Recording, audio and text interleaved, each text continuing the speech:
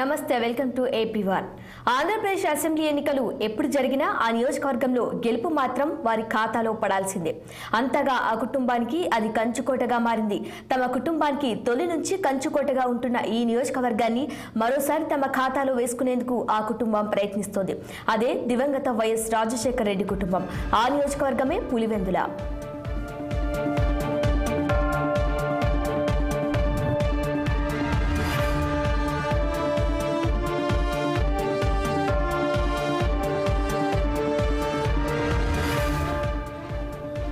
పులివెందుల నియోజకవర్గంగా ఏర్పాటైన తర్వాత తొలిసారిగా జరిగిన 1955 ఎన్నికల్లో కాంగ్రెస్ పార్టీ విజయం సాధించింది.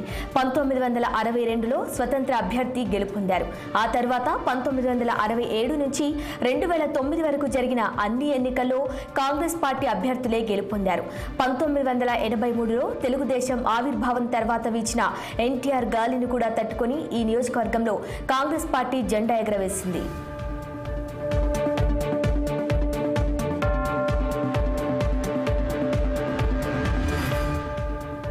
వైఎస్ఆర్ కాంగ్రెస్ పార్టీ ఆవిర్భావం తర్వాత 2010, 2011లో జరిగిన 2 ఉప ఎన్నికల్లో దివంగత వైఎస్ సతీమణి విజయమ్మ విజయం సాధించారు.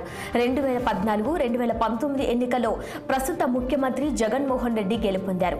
ఇక 2024లో కూడా ఇక్కడి నుంచి పోటీ చేస్తున్నారు సీఎం జగన్. ఈసారి 1,00,000 మెజార్టీ సాధించాలని జగన్ భావిస్తున్నారు. ఇప్పటికే అక్కడ టీడీపీ నుంచి వైఎస్ ఫ్యామిలీపై పోటీ చేస్తూ వచ్చిన ఎస్వి సతీష్ కుమార్ రెడ్డిని జగన్ వైసీపీలో చేర్చుకున్నారు. అటు జగన్ సతీమణి భారతి సైతం పులివెందులలో విస్తృత ప్రచారం చేస్తున్నారు.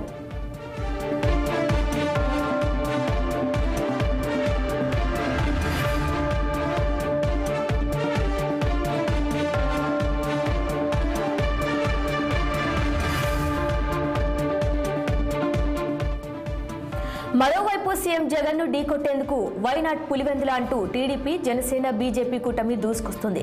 జగన్ ను సొంత ఇలాకాలో ఓడిస్తే ఇక తమకు తిరుగులేదని భావిస్తోంది. అయితే పులివెందులలో వైఎస్ కుటుంబంపై గెలుపు కష్టమైనా కనీసం మెజార్టీ అయినా తగ్గించాలన్న కసితో పనిచేస్తున్నారు. ఈసారి ఎన్నికల్లో పులివెందులపై స్పెషల్ ఫోకస్ పెట్టాయి అన్ని పార్టీలు.